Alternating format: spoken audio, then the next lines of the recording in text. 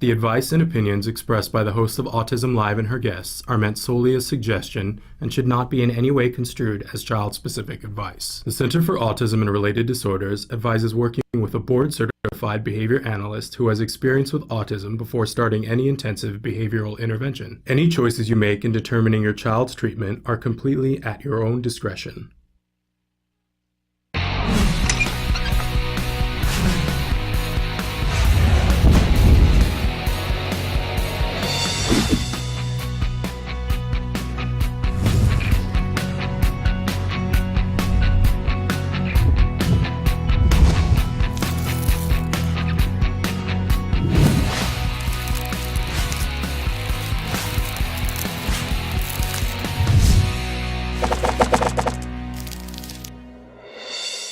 Good morning and welcome to Autism Live. I'm Shannon Penrod and we are webcasting to you live from the Center for Autism and Related Disorders headquarters in Tarzana, California. So thrilled to be here with you on this Thursday morning, December 6th, 2012. I can't believe we are already at the close of the year here, but we're going to be with you live for the next 2 hours talking about autism and how you and I can be more efficient, more effective working with our children on the autism spectrum, helping them to reach their fullest potential. This is a subject, as you know, is very near and dear to my heart because I officially have a 9.5-year-old. He became 9.5 yesterday, who is in the process, where we like to use the words recovering from autism because he's not there yet, but he gets closer and closer every day. So this is a subject really near and dear to my heart. He was diagnosed with autism at the age of 2.5, and he is a completely included fourth grader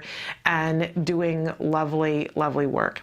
We do talk about the word recovery from time to time here on the show, but there's I want to, and we are going to talk about that today in the most beautiful sense of the word today, because we have a very special guest that's going to be joining us in just a little while after the jargon of the day.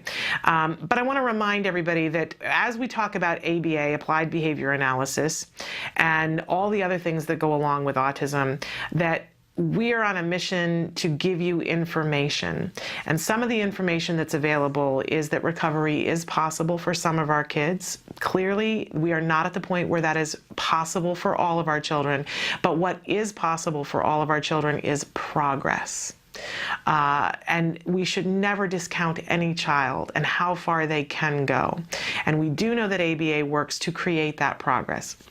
There's a lot of things that we have to do to set our child up for as much success as possible. So we talk about all those things, all the financial burdens that come along with autism, all the worry, the stress, keeping the family together, ideas of how we can make our lives work on this journey through autism. So we'll talk about that and more. But this show is really meant to be a conversation between all of us. And there are lots of different ways that you can participate in the show. Emily, our wonderful technical director, is starting to cycle through some of the ways that you can get in touch with us.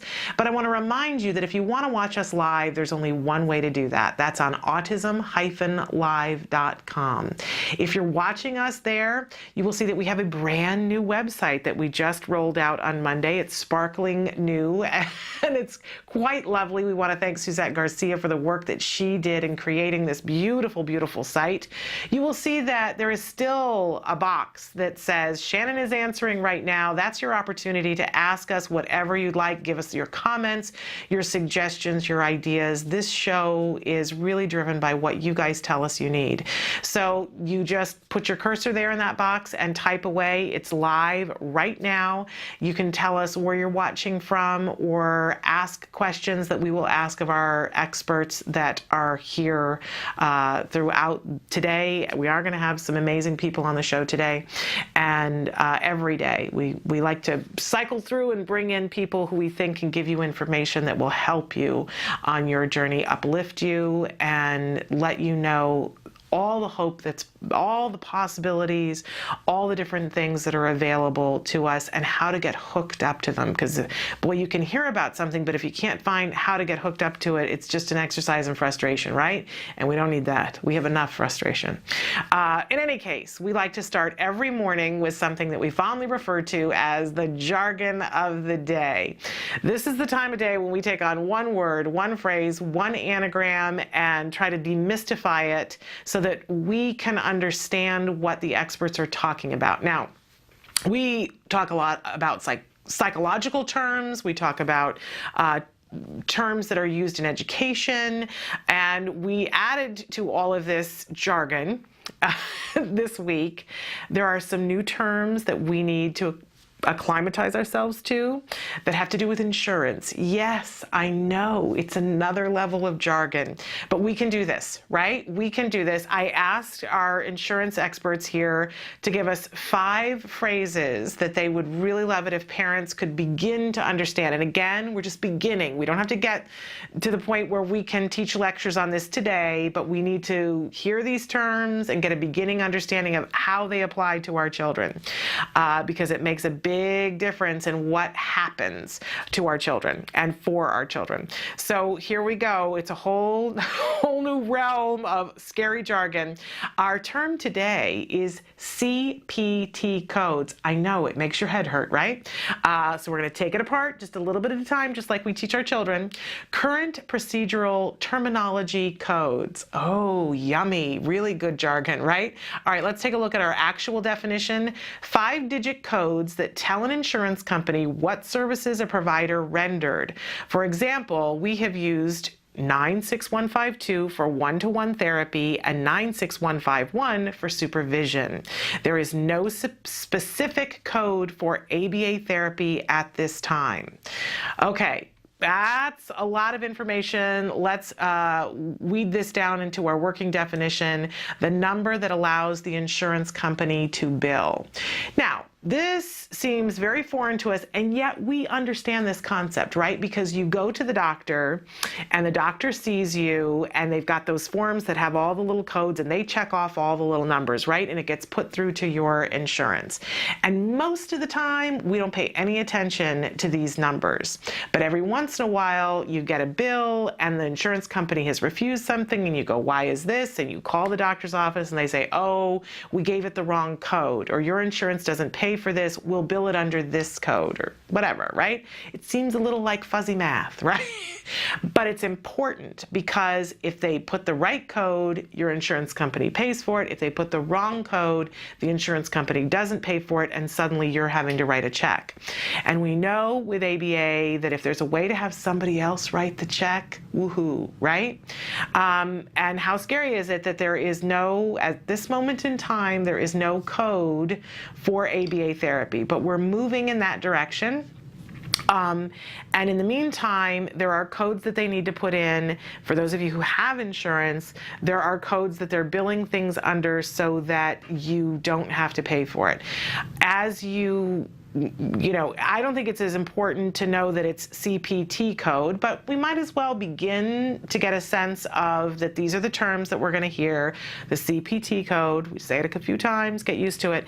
But what we do need to know is that there is a code, and we need to get savvy about which code are we billing under so that we make sure that you don't get stuck with the bill. That's what it's all about in the end, right? And even more importantly, that your child receive that therapy. That's really the crux of the matter here. So CPT codes, this is the number that's going to allow for you to bill your insurance company for those all-important therapies. And we do have an insurance expert who's going to be with us a little bit later on in the show to clarify some of the things that are going on with insurance and help us to get our heads wrapped around this. This is really key for our kids. We always like to give you a question of the day, too, something to chew on and get you to interact a little bit, not only with us, but other people watching. Today's question is, what is your greatest financial worry right now?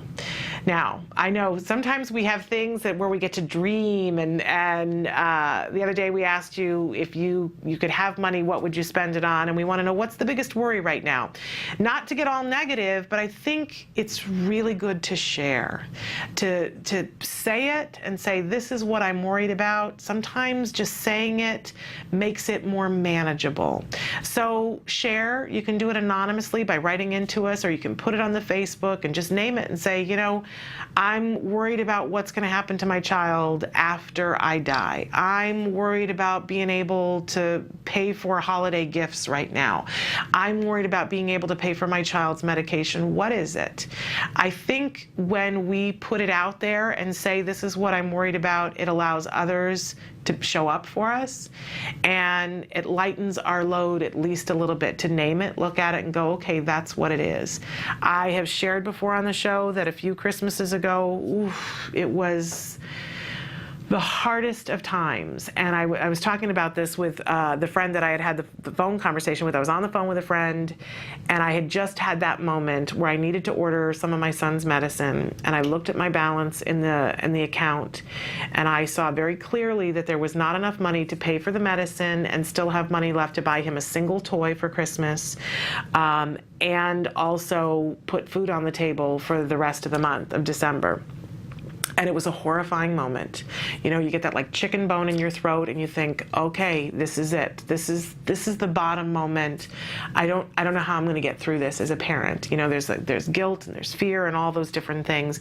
And right then the phone rang, and I picked it up, and it was my very good friend Therese, and she said, "How are you?" And I said, "You know, I'm having a moment. I'm feeling a little panicky. I don't know what I'm going to do. How could I have gotten to this moment in my life, and I don't know what to choose? This is horrifying." And she said to me, "You know what? Pay for the medicine. It's all going to work out. It's all going to work out." And I said, "I don't know how you can have that assurity. I don't know that I'm going to be able to feed my kid if I pay for this medicine this month. I don't know what's going to happen." And she said, "I believe that everything is going to be okay. It will work out, but pay for the medicine." And can I tell you, it was so lovely to have somebody in that moment to share that with.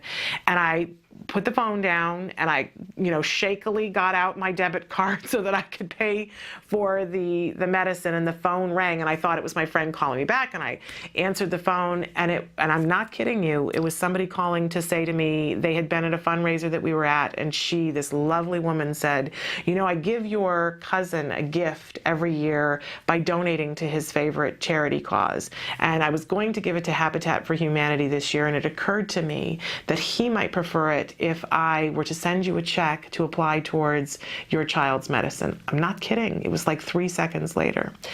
And, it was our little miracle. And I cried. Of course I cried, and I said, "You have no idea. I want to be you when I grow up." And she said, "Oh, well, this makes me very happy to be a part of, what you have going on," because she'd heard about our son. And it was an amazing moment. And can I tell you, there were so many things that happened that Christmas that just appeared. It really will go down in my life as being the most amazing holiday season, where we really truly felt the spirit, and it came from that moment of complete and total fear. So I'm asking you, name it, throw it out there, let us look at it, and let's see, what can happen, right? If nothing else, maybe saying it will help you to clarify what's happening right now. And we'll check in a little bit later on to see what you guys wrote. Okay, we always have for you a topic of the week. And if you can't guess already, this week we're talking about the horrible, as I say, the F word, the funding for the journey through autism. That's why we're talking about insurance this week. And in fact, we're going to have an insurance expert with us a little bit later on in the show. But we have to balance the funding conversation with the hope conversation. And so today, and we're doing this every week now, unveiling a new Mission Possible. This is a new series that's happening at the Center for Autism and Related Disorders, where they take one family and show what's possible. They're portraits of hope, and in just a few minutes, we're not only going to look at the video of a young man who fills me with hope and should be filling all of you with hope, but then we're very pleased that we have Justin Marroquin's mom, Laura Maroquin, who's going to be joining us to talk about what her journey through autism with her son has been like, and how much hope there is. It's an amazing, amazing story. So that's going to be in a few minutes. We also have a healthy eating tip for you today, which I look forward to sharing. And then, as I mentioned, insurance expert Misti Mackay is back with us during the 11 o'clock hour today to talk about the current state of insurance, what's happening, and what we can be doing, and what we need to know to progress. So all of that and more today. But without further ado, I'd like for you to see this latest version of Mission Possible. This is Justin Marroquin's story, and it's a beautiful story. Take a look and be filled with hope.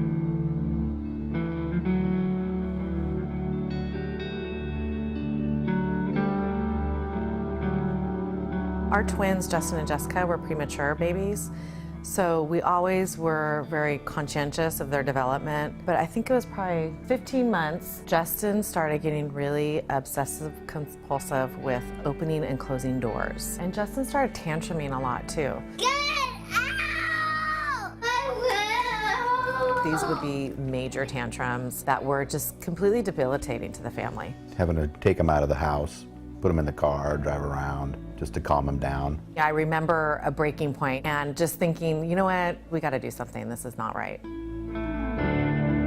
Once we were on the track to getting a diagnosis for autism, we started sharing that with our close friends and family. It just so happens that somebody from our older daughter's private school called us out of the blue. She introduced herself and she says, I know that recovery is possible. Those words so early in our journey were a guiding force for us. As we got more educated in knowing what is effective therapies for kids with autism, we realized quality ABA is vital to that progress. That's where we decided that CARD was the right provider for us and for our son.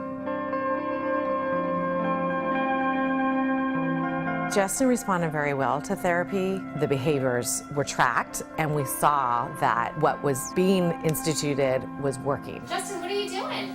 I'm calling. You are coloring. Good for you. There was real progress, and there was progress that was tangible. I just remember when he made a sentence, he said a sentence. We were just happy about it, going, no way, I can't believe you just did that. What's the date? The 18th 18th of what month? December Oh, what year is it? 2007. Oh, okay. So how old are you today then? 5. The therapies that CARD did for Justin didn't just impact his daily living skills, but it was a positive impact on our entire family.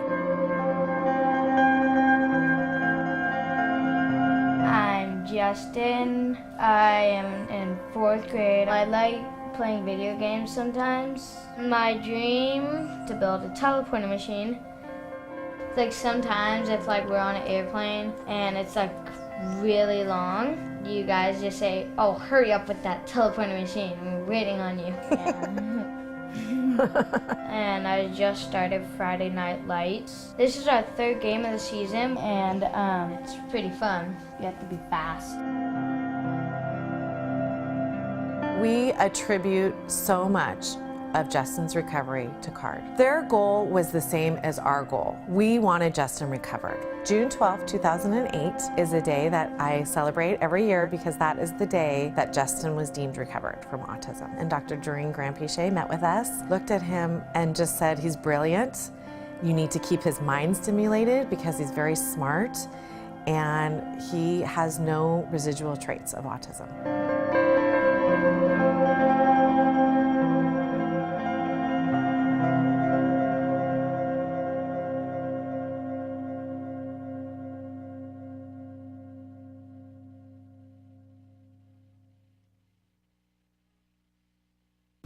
Welcome back to Autism Live. What an amazing video. We just saw one of the Mission Possible Portraits of Hope. It chokes me up. I'm going to try to keep it together and not get all weepy here. But our wonderful guest here right now is Laura Maroquin, and that is your son, Justin, that we just saw featured in the video.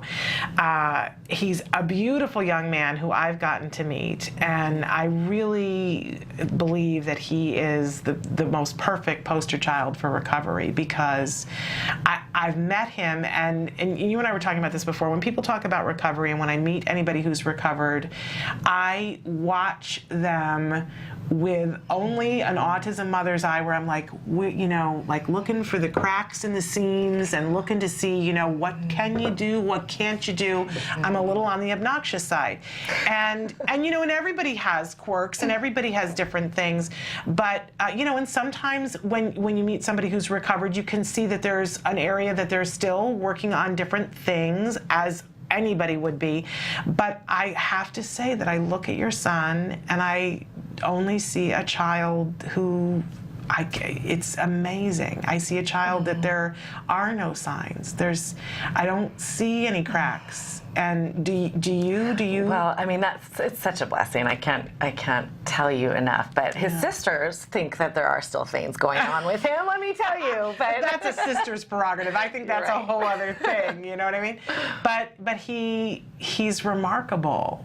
He is very remarkable. I mean, he is in the 4th grade now. He's in GATE. We just yesterday we had a conference with his teacher, and when we received that recovery diagnosis, we never told any of his school teachers about his prior diagnosis, and so we really went into a new school completely blind. Here's my kid. He's all fine. He's yours, you know. And so teacher conferences have always brought on an immense stress for me, because you never know what the teacher's going to say.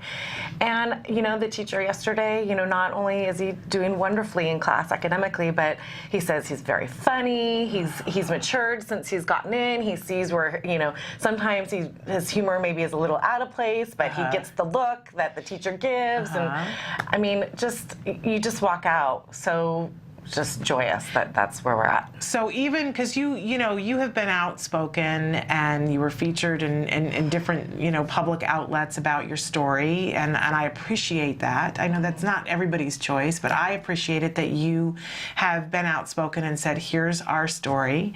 But his teacher does not know.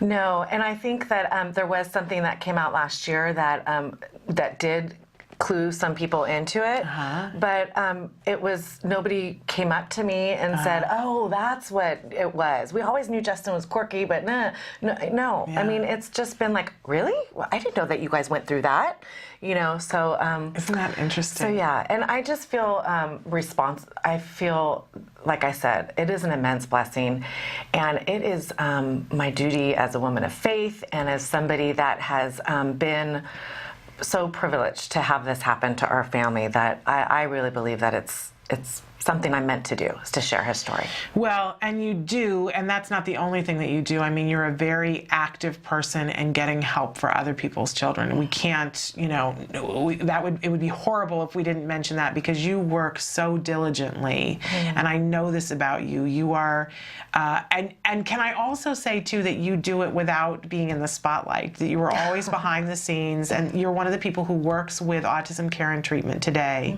and so diligently. But I always see you're like the worker bee in the background who's making sure that everything goes smoothly, and you don't ever take the spotlight. And well, you don't. I don't ever see you do that. Nancy's always nice to make sure that I am given my praises, that any employer, any boss would do. But anyway, it is just, this is a journey, as everybody is on, and for me, the journey led me back to helping other families. And I mean, what a privilege it is to be able to be passionate about what you do, and to be able to make an impact. Because like we were talking earlier, the financial strain is immense. It is. And we felt it. And I mean, you just do when you're in this journey. So you find a way that you didn't know you could. But let's go back to the beginning for you because I'm sure that when people, I would imagine that when people meet him now that they go, oh, have you had somebody say to you he must not really have had autism or no? Oh, yes, many times. I find I have to defend his diagnosis, his prior diagnosis. Because we get that with Jem, and Jem clearly isn't recovered yet, so I would imagine that it would just be that times 24 for you, because I think anybody looking at your child would go, no, that can't possibly be. And the only way I can answer something like that is to just simply state the facts and to say, you know what, we had 4 doctors diagnose Justin with autism. And so I don't really see how 4 doctors could be wrong. Right. You know? Right. And he had some really extreme behaviors too. This is not a child that was just like, we're not sure if there's autism. You know, tell us some of the different things that he was, the kinds of behaviors that he would engage in that were making things really difficult. Oh, sure. Well, I think the thing that caused the most havoc in the family and that really got us like something is wrong here was that the tantruming and just the light switches on and off all the time. But he was a toe walker. He had no language, and he has a twin sister, and so you know we saw her progressing, and obviously he didn't. You know, just that inattentiveness, not listening to his name, not responding, just that blank part about him. So. And he had a real thing with doors too, isn't that true? Yes, yes. That repetitive motion, being up and down or upstairs. I mean, you'd be driving in a car, and he would be pointing at a door, and if a garage door happened to be going up, it would be he didn't point at first. It was a scream, you know. Right. But yeah, it was all-consuming for him. Yeah, amazing stuff. And so, how old was he when you started ABA for the first time? The first day? He was 2.5, and we started with a different provider to start, and that was, you know, I remember fainting when they told me that we might have to have 8 hours of ABA therapy a week. Right, because that seemed like a lot, right? What? Like, I'm a mother of twins. How am I going to fit that in? Yeah. And then I got educated, and then I started fighting for as many hours as we could get, and then at that point we petitioned to switch over to Center for Autism and Related Disorders. And so how old was he when you started then with CARD? He was 2 years, 9 months. Okay, so it wasn't long before. Great. And we talk a lot on the show about how it's important that everybody know that ABA is effective in creating progress for every child, no matter where your child is. We know statistically that some kids are going to recover. We know statistically that some kids are not going to recover, but they're going to make tremendous progress. And we know statistically that some kids, usually kids who are twice exceptional, have other things going on, are still going to make great progress, but they're going to need more help and support throughout their lives.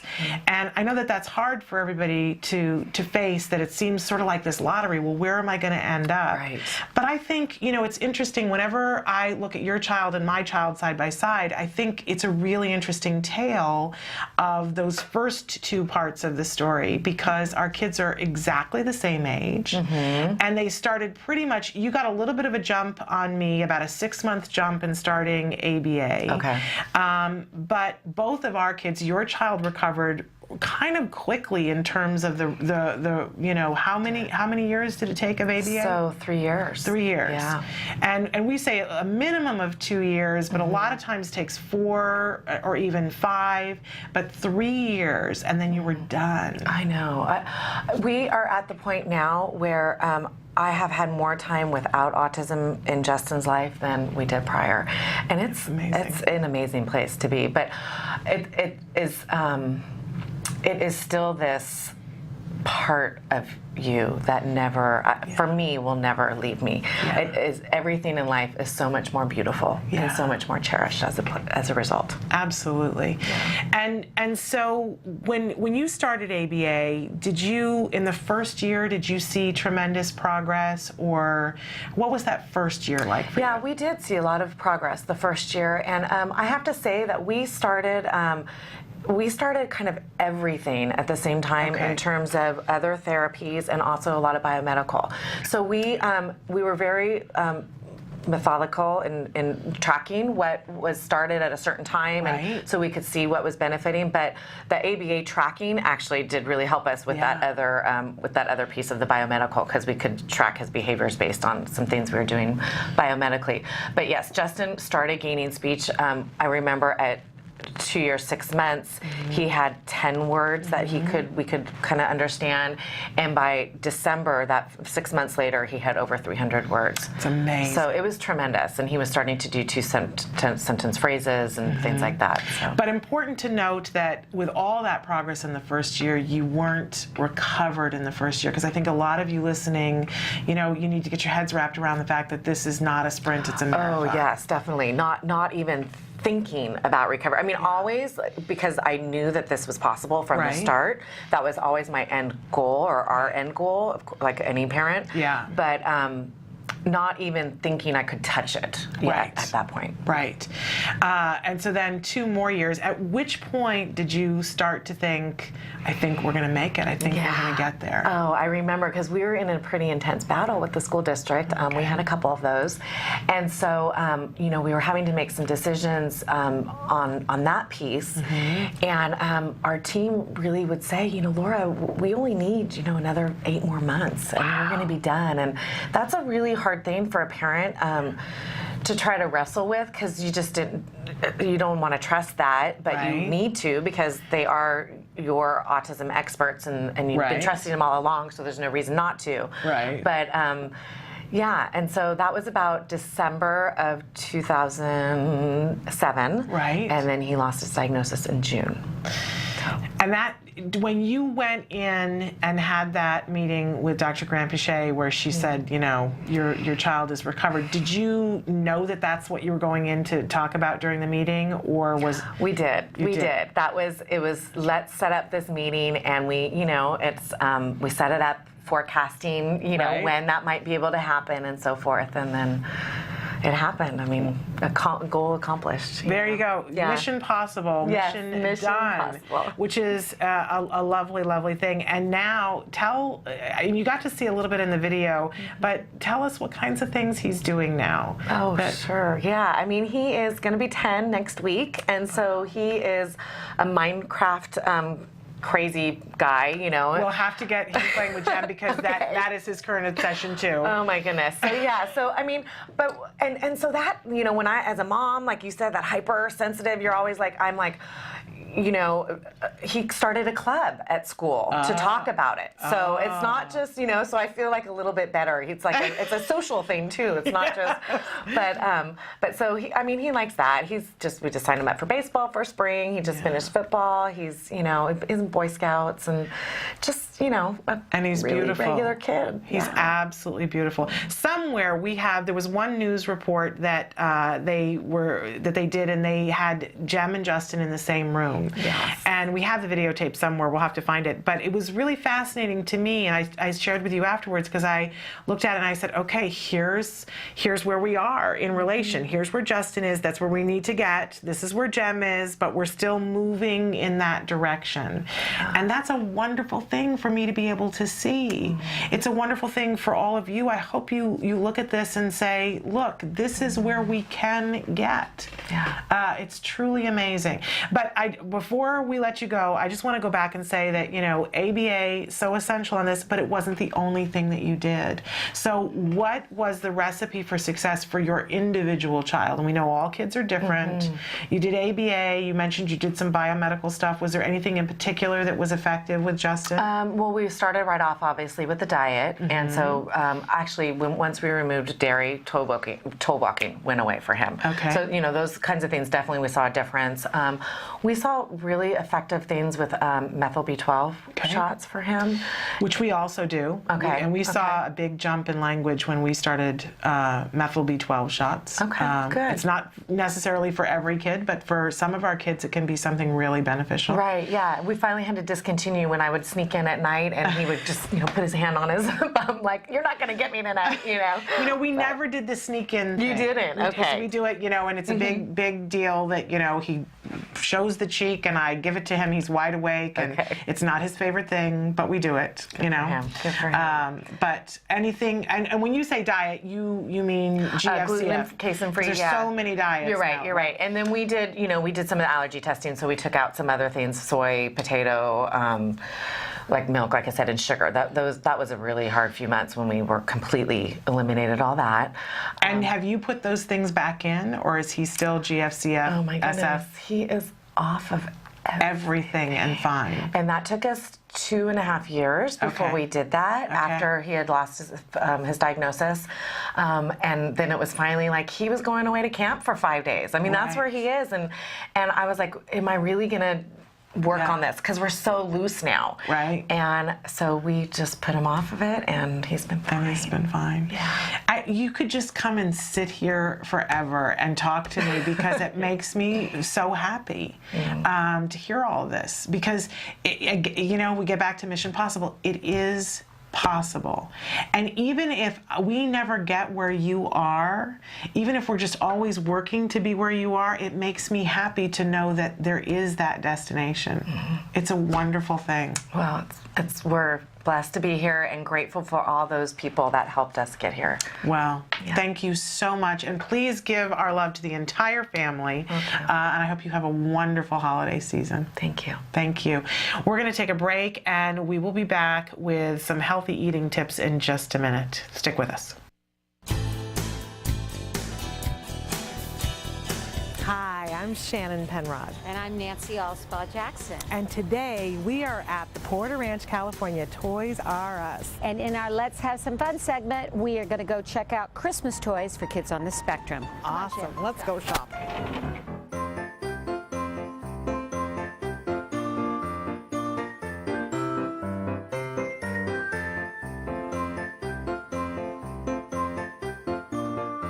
So Shannon, here we are in the Melissa and Doug aisle. Don't you love it? I love this aisle. And I'll tell you, one of my favorite things this year is this fabulous, awesome shape sorter, because it's got lots of different colors and shapes. So there's so many things that they can work on. With this, they can work on counting, sorting, fine motor, languaging things. They can stack them together. It's an awesome toy, especially for kids who are just starting out with therapy. It's great. And these toys are so safe. These are like old-fashioned toys. That's what I love about them. They're wood and, not lead, and they don't have all these little parts. So they're safe, they're educational, they're great. And you can use them forever and hand them down to the next generation because they're so awesome. Yes, you can. Now, this was a lifesaver in my house. These no-spill paint cups. Ooh. Yeah, those are cool too. Lots of cool things from Melissa and Doug. Have you also seen they have great baking stuff too? Different things, food stuff that you can do, even a cutting thing that you can do. And things you can dress up, which are really great for, learning options and choices, uniforms, and they're all wood figures. Most all of Melissa and Doug's toys are wood. And it's money well spent. Yes, it is, because you can keep these forever. Absolutely. My little boy Wyatt has a Thomas obsession, and he just turned 10, and it has not abated. How fun.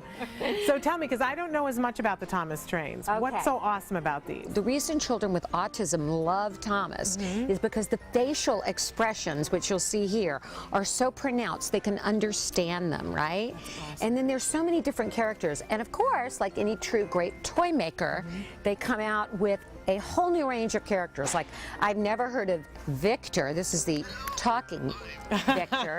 And then they have, of course, all the train sets. So it literally can last a lifetime. I mean, I think we have a small fortune in Thomas toys at home. I love it. So we're in the Imaginarium aisle. This is another fabulous place to look if you're looking for really good quality, inexpensive toys that are going to be beneficial. Yes, I love Imaginarium toys. This is a great sensory one.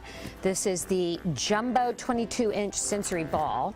And I know my little boy loves balls and bouncing them, and this one is all, squeaky, and it comes with the pump and everything. So. Absolutely fabulous. And there's such a wide range of things. If you're looking for a shape sorter in a cube, this is a wonderful thing to do. But all kinds of toys where they can do sociodramatic play, they can do all kinds of pretend play. Yeah, they can even do a take-along shaving kit. Be like Dad, right? I love and a blow dryer there. That's awesome. Fun toys here that require creativity and a lot of fine motor. Yes. So I love different games to be able to play with my child. And if there's something that can help with therapy, I think that's really cool. Have you played this one before, Guess Who? Guess Who. Doesn't everybody know Guess Who? Yeah, and now they have a Disney Guess Who and some other versions, right? SpongeBob. Oh, I didn't know that. Maybe I can get SpongeBob Guess Who. What's this one, Shannon? This is fabulous. In fact, I want to show you this one. It's headbands. It's one of the hot new games. It's really great for kids on the spectrum because it's creative. It gets them visually excited, and it gets them using their brains and asking questions, the right kinds of questions. Fun. I can't wait till we get to wear the headbands. Yes, we do. We're gonna fashion demo that. All right.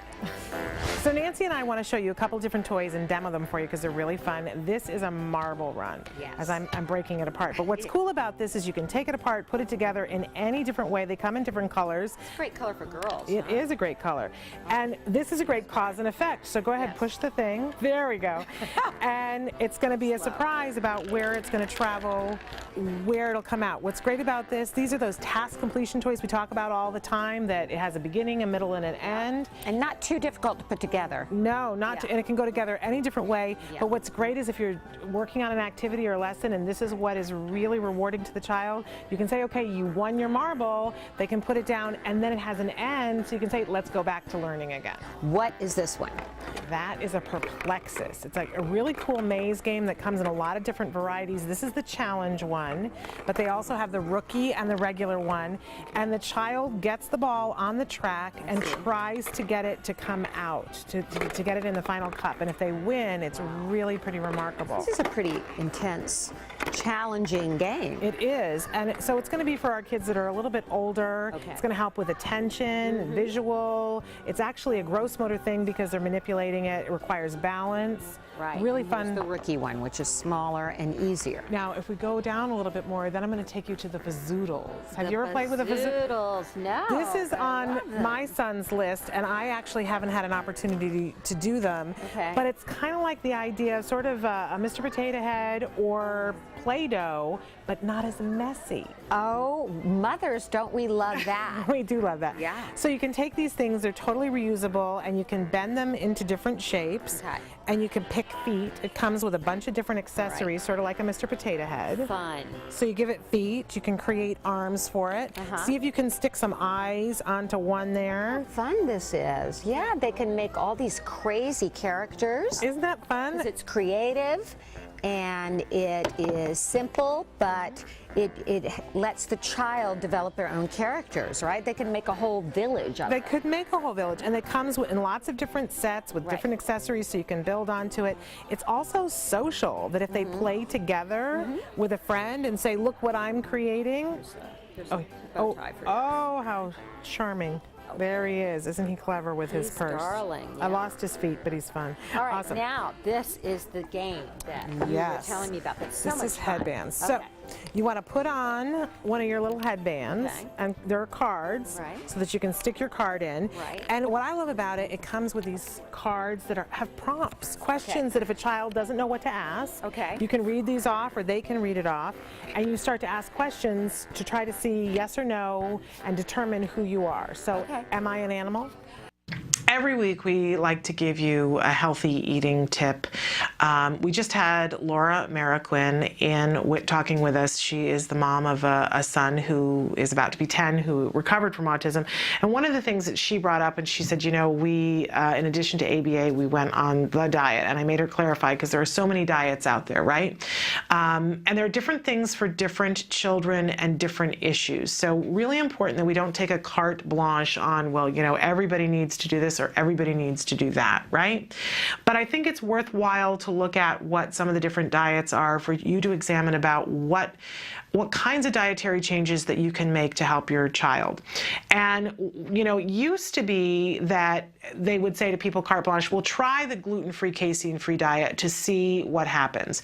And I don't think that that's a bad thing to try, but even before you do that, now conventional wisdom suggests that before you get to that point, that you might start to try to clean quote unquote, clean your child's diet up.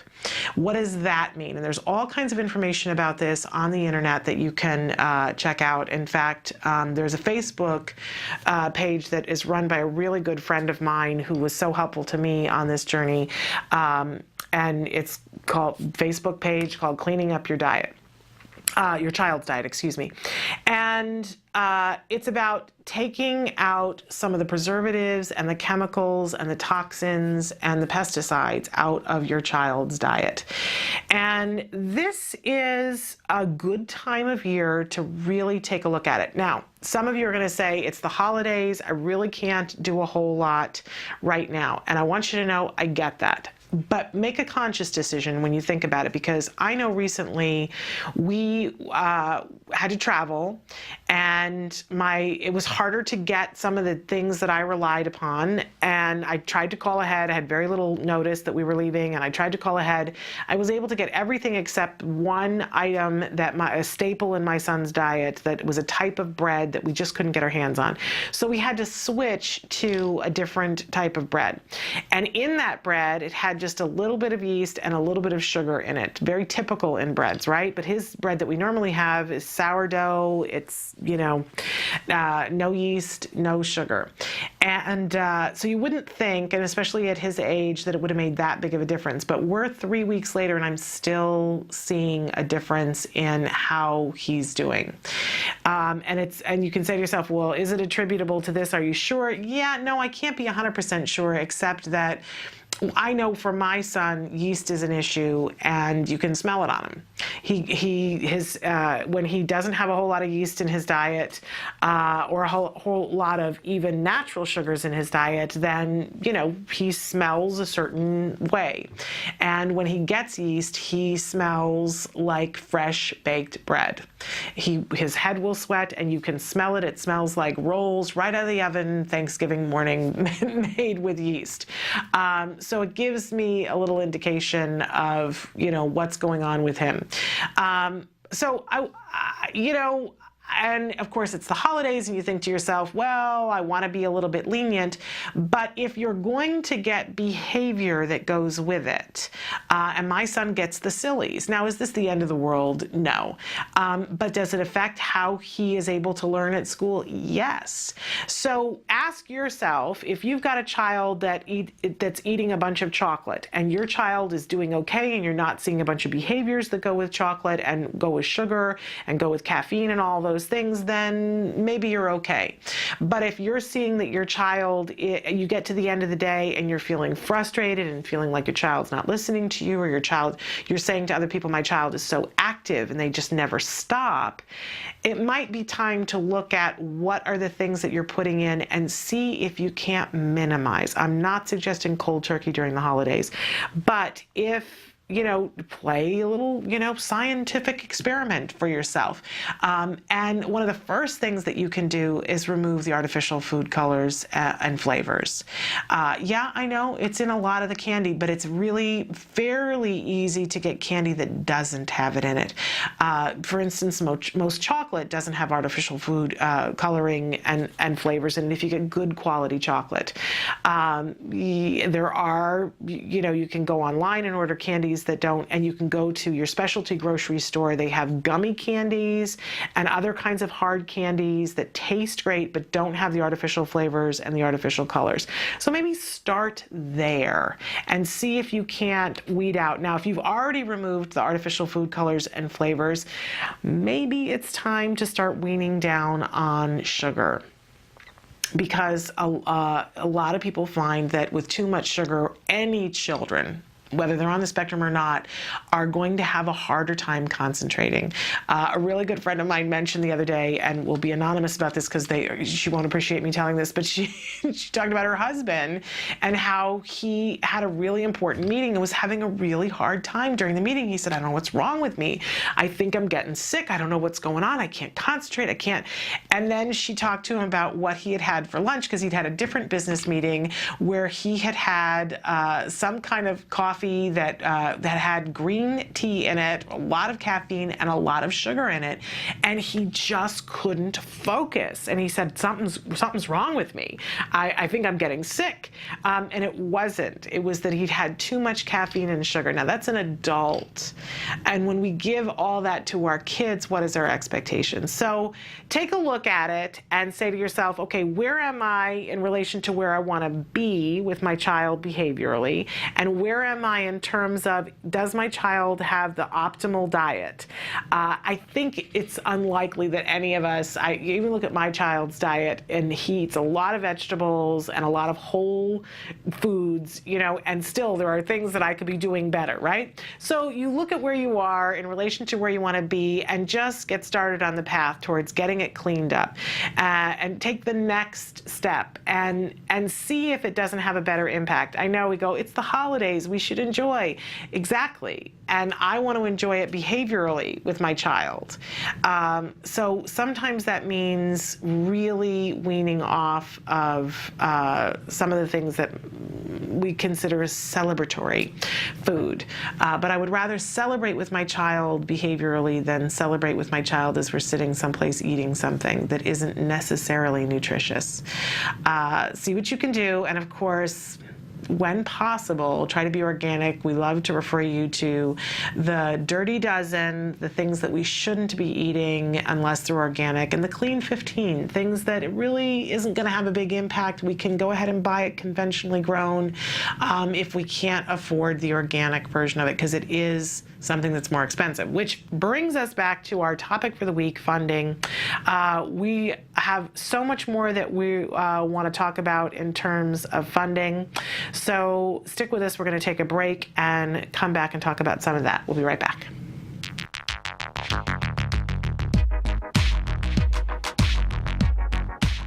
Every child with autism deserves a bright future. Without further clarification, the Affordable Care Act could actually result in less benefits for individuals with autism spectrum disorders. We urge Catherine Sebelius to clarify the Affordable Health Care Act. She can make one change, one little minor change, to make applied behavioral analysis be part of the health care plan. By signing this petition, you are protecting the health care benefits of individuals with autism spectrum disorders. We need to make sure that we are heard and seen. Sign a petition at autism-live.com. Here's how you can show your infinite support. Create your own infinity ribbon. What you're gonna do is take a ribbon that's been cut about 8 inches long, and you're gonna grab one end and then twist it, and then take the two ends and join them together, and then tape it together. And then I'm gonna flip it around and take another piece of tape, and what I have is double-sided sticky tape. Squeeze down. You have your very own infinity ribbon. with ABA. The possibilities are infinite. With ABA, the possibilities are infinite. With ABA, the possibilities are infinite. With ABA, the possibilities are infinite. With ABA, the possibilities are infinite. With ABA, the possibilities are infinite.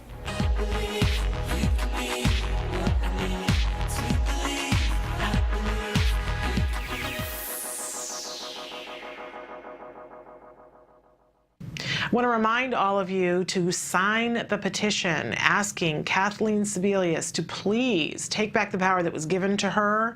Wear your ribbon, give ribbons out. They're easy to make, inexpensive. People wear ribbons all the time. Ours is slightly different. It's an infinity ribbon, standing for the fact that with ABA, the possibilities are infinite. We had Laura Maroquin in here just a little while ago, and you can see that the possibilities are infinite for our kids, but we have to get them ABA. And in order to do that, it costs money. I mean, I just don't know how else we can get around that. Now, you know, there are lots of things that cost money that we go, well, why is it so expensive? Why does it cost so much money for ABA? So let's talk about that for just a second. That Laura shared with us that when she first heard that they wanted her son to have 8 hours of ABA therapy a week. Imagine if you were going to put your child into something outside of public school for 8 hours a week. Like, let's say you were going to take them to karate, or you're going to take them to ballet, or or whatever, what would the cost be for your child to do that 8 hours a week, right? That would be expensive because you're paying for somebody to teach them, and that's, you know, a different skill. What would happen if you needed to put your child into something that's medically necessary for 8 hours a week? If your child needed physical therapy for their legs, they were in an accident and they need some physical therapy, 8 hours a week, and how expensive that would be over a period of time, right? Say you were going to do it for 6 weeks, and how much money would that cost? When we talk about ABA, we are you know, it depends on the age of the child and the necessity, but we could be talking about 40 hours a week. And in fact, that's what Justin ended up getting. That's what my son ended up getting for that first year. 40 hours a week of intensive ABA therapy. That means that somebody is there working one-on-one solely with your child, one-on-one. And not only that, but that person has to be trained, and that person has to be supervised by somebody who has extensive experience being able to figure out what is going to work for this one individual child. We really call it designing a program. You know, picking which lessons are we going to work on first? When are we going to change the mastery criteria? When are we going to deem this mastered? When are we going to move on to this next skill? Putting it all together. It really is something that takes a great deal of expertise, and it takes a team. So it gets expensive. 40 hours a week, even if you were just going to do that for 1 year, right? It becomes something that has the potential to be cost prohibitive. I hope that if you are within the sound of my voice, that you do not allow anyone or anything to prevent your child from getting the things that they medically need. And in the case of ABA, in the case of autism, we know that ABA is the only scientifically proven effective treatment for autism. So it's a medical necessity. And in fact, you know, I'm still frustrated because there are people who don't get that, that we will meet on a daily basis, right? But the thing that I like to say to people now, if it weren't medically necessary, do you think that insurance companies would start to pay for it? And yes, they're not all paying for it because these things take time, but the vast majority of states now have an insurance mandate. The vast number of, well, I won't say that, a lot of insurance companies are paying for it, some of them even in states that don't have a mandate because they know that they're going to face lawsuits if they don't, because the evidence is there. It is effective in treating autism. So don't let anything or anybody stop you. Yep, that becomes a problem of how do we get connected with the funding. And I always tell you guys, make sure, go to insurance first. Rule out completely 100% that insurance is not available to you. And keep in mind that we're working very hard for a day, and we hope that it is no later than the first day of January 2014. We have the ability, the law is there, it has been passed, that states that behavioral health is one of the 10 essential health benefits. And Secretary of Health and Human Services, Kathleen Sebelius, was given the power to grant, to define what behavioral health is, and to say it includes ABA for autism.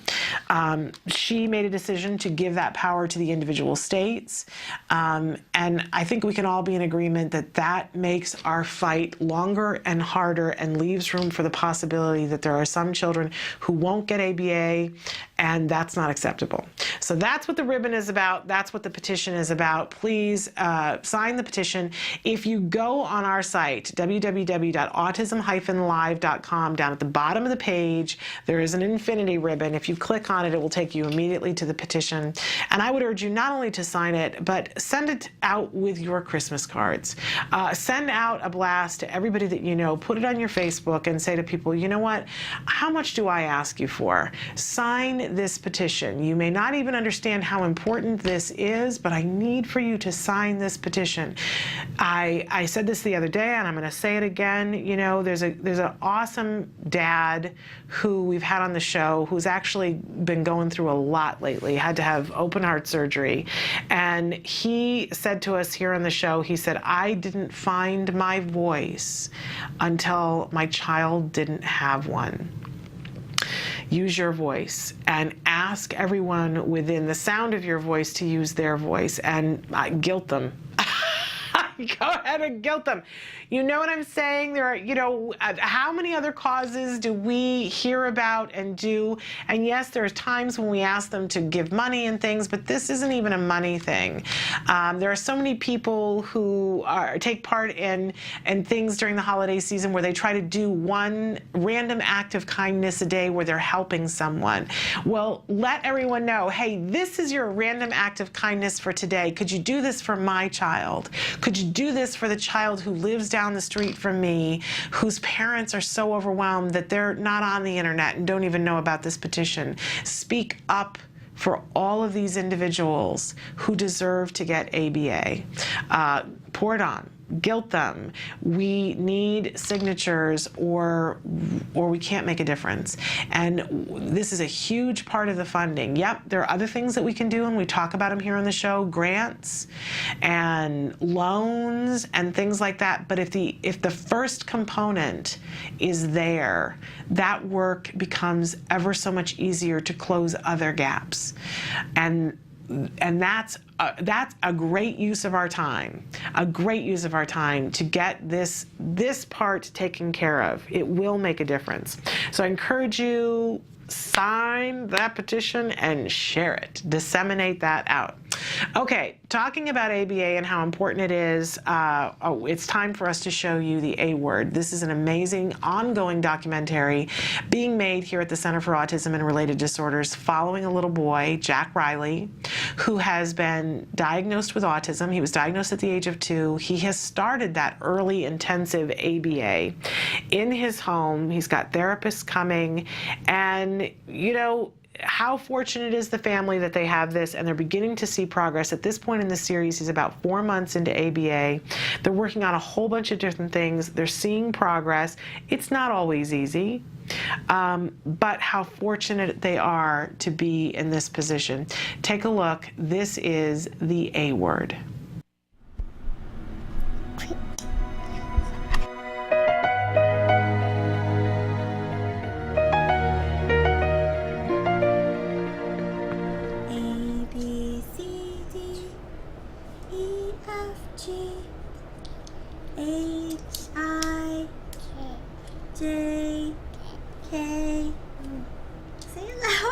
L. N. O. O. P. Q. R. S. S. No. T. Ha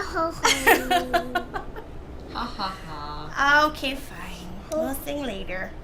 Like a sponge right now. Like anything we say, he just wants to repeat everything. Even during other programs, he'll just repeat the same instruction. We've been really working on eye contact in a structured setting, giving him the instruction, look at me. And he's required to look at us, but that's been a little difficult because he's confusing the eye contact with verbal imitation, so he'll just say, look at me, instead of actually looking at you. So during play, I'll call his name or say, look at me, and he's doing really good. I don't have to prompt him too many times. He actually just spontaneously will look on his own, which is a lot better today. I'll be. Help. Help? What do you need help with? What do you need help with? Let's see that again. Eye contact. What do you need help with?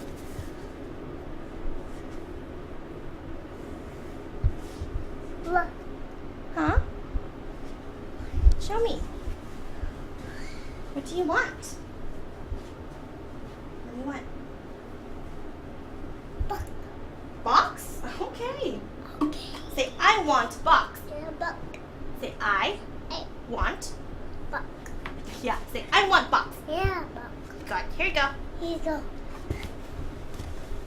So we have a couple new programs that I'll show you. We have receptive commands. So that's just when we give him an instruction vocally, and he has to be able to perform that instruction just by being able to identify and comprehend receptively what it means. And a lot of the actions that we're going to be doing, they're gross motor actions, and they're the same actions you've been doing in NVI, so non-vocal imitation. So they'll look very familiar, but it's just we're doing it receptively now instead of expressively. Do this. Good job. Ready? Do this. Yay! Very good. Stand up. That's good. Nice job. There's one sticker. Okay, ready? Clap hands. Oh, almost, but try again, okay? Try again.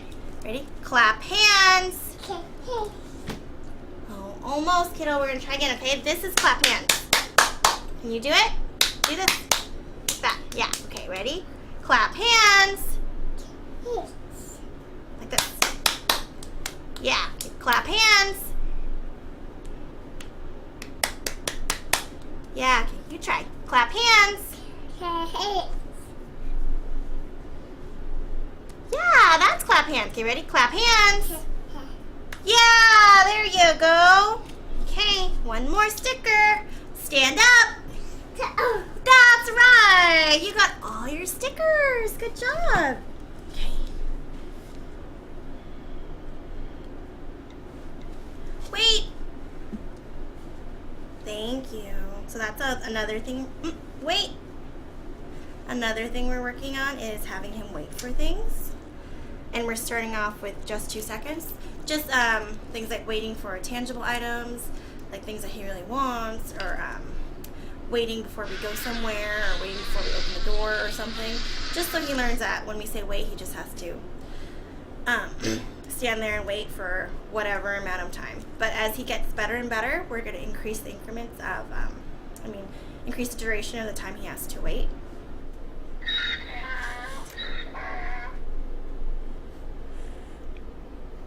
He went swimming yesterday for the first time in a while. How did that go? Went okay. Yeah. He was excited. He loved being in the water, but Last he was summer a little we cautious. went in several times, and then we got diagnosed in the winter era, fall, but he hasn't been in since he got diagnosed. Okay. And did you do okay? Yeah. Well, I wasn't here, and she was with him. But, oh, that's great. And Papa was with us. There too. Yeah. No. Woo!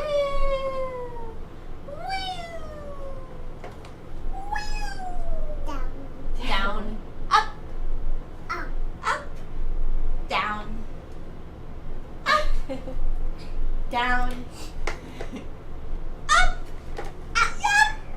Down. Should we draw? What's this? Cat.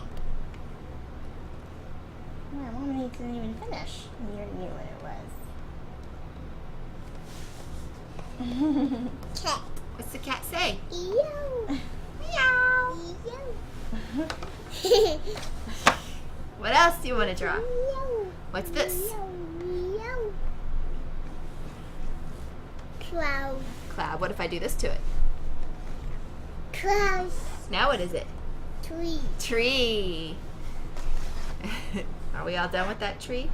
What's this? Two. Hey, buddy.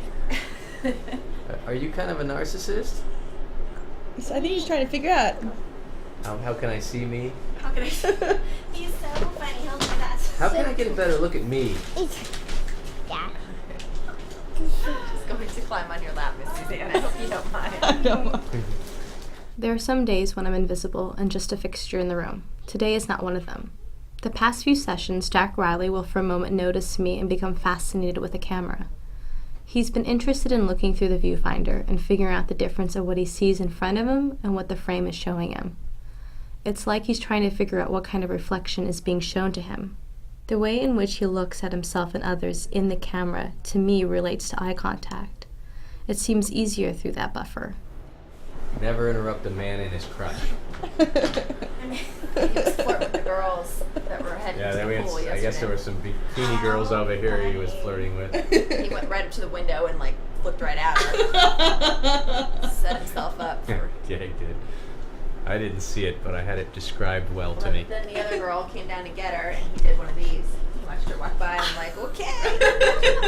Well, remember what he did to the waitress at Bodega? It was all over her. Yeah, he once, we went to this restaurant, and our waitress came up, and this was, I don't know, 10 months ago? Yeah. 8 to 10 months ago, and she sauntered off, with her, and he goes like this in his stroller. He goes like this. Like the college kid, watching her walk away. Right, Jack? And he said, Dad, check it out. No, I'm just kidding. That was too much. Did I go too far? The fact that I was taking his pants off. that might have been it. Dad. Hey, Stinky, now you're climbing on her with the diaper. That's not good. That's not good. She didn't buy in for that. I took your game, didn't I? Yeah, I don't have any game now. No game, Dad. No game, Mom. Pretty hard to be cool with the diaper on. Okay, sillies. Come here. Hey. 1, 2, 3! She's still filming. You can still watch. See? Want to see? There's some stuff you might not want to see, but... There, let's get the cracker off your chin. No kicking. No kicking. Don't kick your sister. Don't kick your sister. Yeah. I was going to say, Mom? Really? Okay.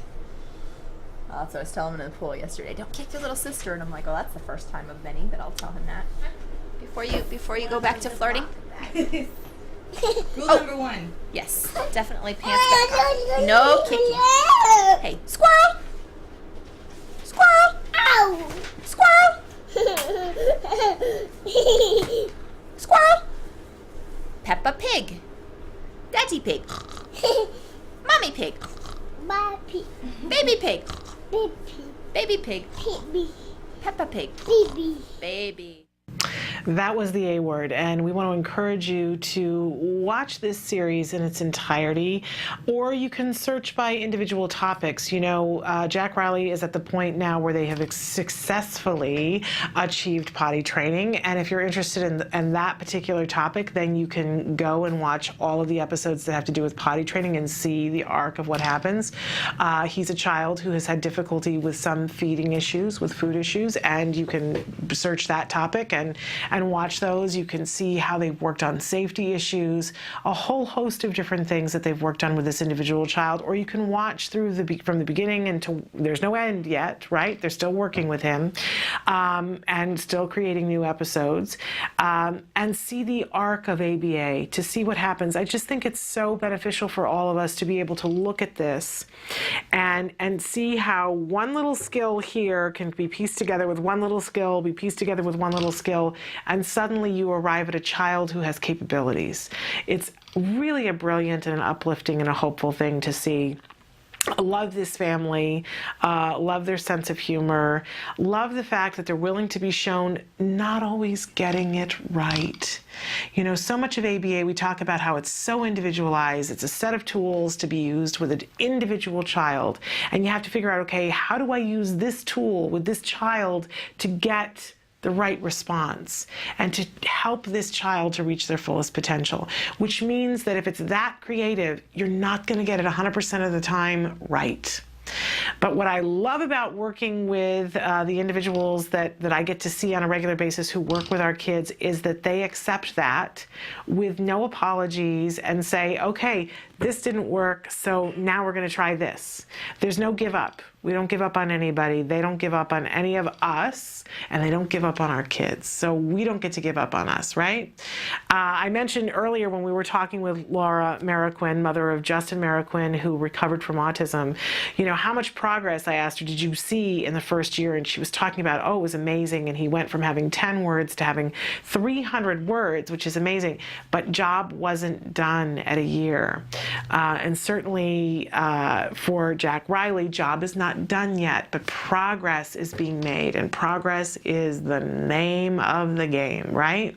I love, we're going to have Dr. Jonathan Tarbox with us again tomorrow, and he always says when I go, well, you know, how are we going to teach this? And he says, you know how you eat an elephant? One bite at a time, right? This is what we do with our kids. It's why ABA is so effective.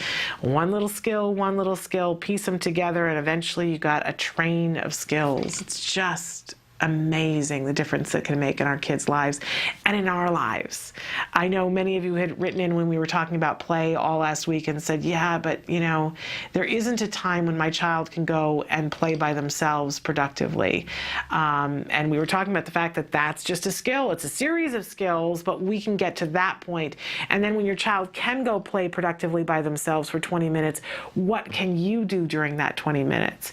Yeah, maybe you can get on the phone and find out if you qualify for insurance funding so that you can get more therapy, right? Or maybe you can rest, or maybe you can do dishes, but you start to get your life back, and it feeds into other things as well. That's just one example of one skill that affects the entire family. How about when your child is able to sit at a dinner table and eat the same thing that everybody else is eating? I know it's just crazy talk, right?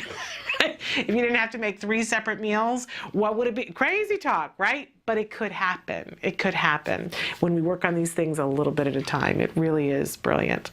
All right, we're going to take a break, and when we come back, talk about brilliant. I'm so thrilled. We have, once again, Misti Mackay with us. She is a brilliant mind to talk to us about insurance and funding and what's happening right now. I always feel like I got to catch up. Like, things happen. We're here, we're dealing with autism, and legislation is happening over here. We have to catch up sometimes, be brought up to date. Misti's here to give us the scoop on what's happening with insurance funding right now. So we'll be back after these messages with Misti. Stick with us. Currently in the United States, 1 in 88 children is affected by autism. 1 in 88 means something different when your child is the one. Recovery is possible. Hi, I'm Shannon Penrod, host of Autism Live, an online show about autism broadcast by CARD, the Center for Autism and Related Disorders. I'm also the mother of a child with autism, my beautiful son, Jem. You know our old joke, guess what? Chicken butt. Chicken butt. So we're going to take the chickens. But things weren't always so easy. I remember when Jem was first diagnosed with autism. I used to lay awake at night in bed and pray for someone or something that could help us to get our child back. My prayers were answered by Dr. Doreen Granpichet and the Center for Autism and Related Disorders. CARD treats autism and other related disorders using the principles of ABA, Applied Behavior Analysis, which is the only scientifically proven effective treatment for autism. It is also recommended by the American Academy of Pediatrics and the U.S. Surgeon General.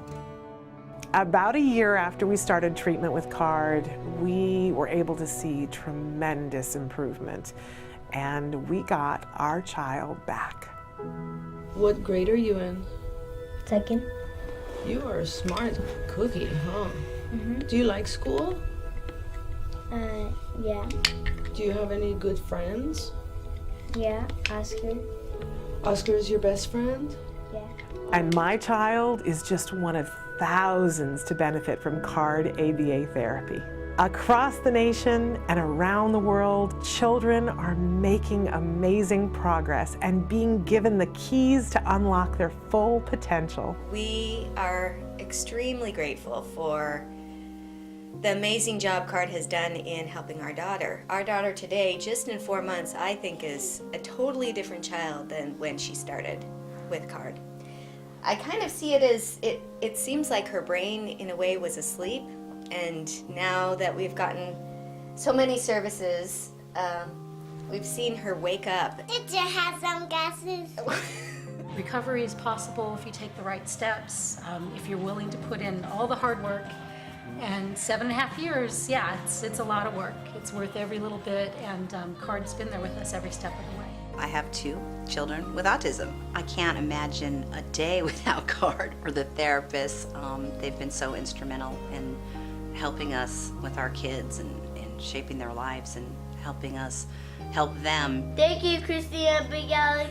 Thank you, Jackie and Mariana. We've tried other things before ABA, but the most beneficial thing has been ABA services, and I'd be the first person to tell any newly diagnosed family that you have to contact an ABA provider, and if you're lucky enough to have CARD, you're very blessed. Recovery from autism is absolutely a possibility. We've been recovering children for over 20 years. It's just a matter of identifying the child's medical needs, understanding the child's sensory issues, and then teaching the child all of the skills they need in order to function normally. We know there's hope for autism. Autism is treatable and recovery from autism is possible. Welcome back to Autism Live. I'm so thrilled. Our special guest right now is Misti Mackay. And you come in and talk to us from time to time about insurance, and we so appreciate that. You work here at the Center for Autism and Related Disorders in the Contracts Department. What's your official title? I'm the insurance coordinator. So, you know, this is how you spend your days, in the mucky muck of the insurance autism. Down in the dredges. There you go. And can I just say how much we all appreciate that, because we have questions, and you're a great resource to come to. You're very patient. You were very instrumental. We've been doing the jargon this week that you guys gave us. Okay. Today was the CPT, is that what? Yes. See, I don't have the jargon yet myself, but really important that we start to know what this is, because it makes a difference for Definitely. our kids, doesn't it? Yes. Okay, so let's talk about the current state of the state here. Here in California, we have the insurance mandate, so a portion of the families that are here in the state of California now get insurance funding, but it's by no means everybody, right? Right. And when people are sitting there at home and they go, well, okay, I thought legislation happened and that we were all going to get this, because I think it's easy to hear it and think, okay, it applies to everyone, although there was lots of information saying it's not going to cover everyone. And they're saying, oh, I'm no closer to knowing whether I have it or not. How do I go about figuring out if I have it? What do you recommend at this moment in time? Well, you know, for California, there are a lot of plans that do cover it. California's got one of the most extensive, you know, legislations out there. It's very broad. They're doing a little bit more work with covering, you know, as far as the state employees and things like that are concerned. People are beginning to appeal and say, you know, what about me? What about me? And there are people who are successful. Okay, good to know. And, you know, the individual plans out here do have to cover, which is different from a lot of the states. So that's always an option as well. Okay. Self-funded policies are still not required to cover it, but a lot of them are. Which is so great to hear, because they're not required, but they're starting to get in line. I don't want to assume, but I have heard that some people are saying, you know, well, they don't want to face a lawsuit down the road saying, why didn't you cover this when somebody else did? For whatever reason they're doing it, we appreciate it. It's Definitely. the right thing to do. And so people really need to ask questions, though, to be able to find out if they're covered and how they're covered. Absolutely. And you encourage that they start with their HR director? Absolutely. Okay. Those would be the people who would know exactly what type of benefits they've purchased for their employees, be it self-funded or fully insured. Yeah. If it's fully insured, 99% of the time you would have coverage, but, you know. There are exceptions. There are asterisks. There are exceptions. And parentheses and codicils and all kinds of things with insurance that overwhelm all of us. But also, somebody can ask their ABA provider and say, you know, hey, would you check this out for me? Yeah, can you check, you know, because they probably have more experience than you do in talking to these insurance experts. Right, and we know the questions to ask. Yes. And that's also important. Which is half the battle, right? At least most of the battle, yes. Okay, knowing what to ask. We talk about that all the time here.